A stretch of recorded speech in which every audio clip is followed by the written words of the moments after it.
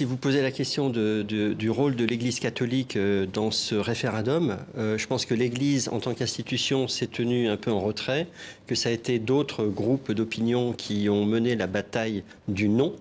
Mais je pense que le vote, effectivement, montre qu'aujourd'hui, l'Église catholique, finalement, n'est plus pertinente par rapport à ce qu'est devenue la société irlandaise. On voit effectivement un processus de modernisation de la société irlandaise.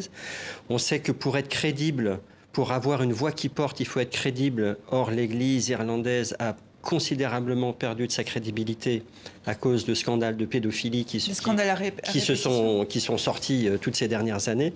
Et par ailleurs, sur une question qui met évidemment au cœur finalement les choix des femmes, eh bien l'Église, lorsque c'est une institution extrêmement masculine et où les femmes finalement n'apparaissent pas dans les processus de décision, eh bien évidemment, elle ne percutait plus en quelque sorte.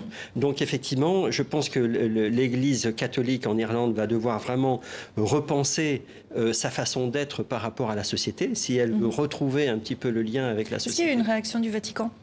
J'avoue, je ne sais pas si le Vatican a réagi. Ce qu'on sait, c'est que le pape va y aller dans les prochains mois, puisqu'il y a une grande manifestation dédiée aux familles, justement, une grande manifestation mondiale. La précédente était aux États-Unis.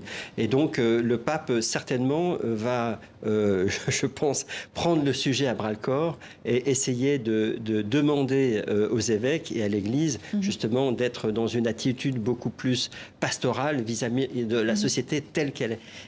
Un petit rappel quand même.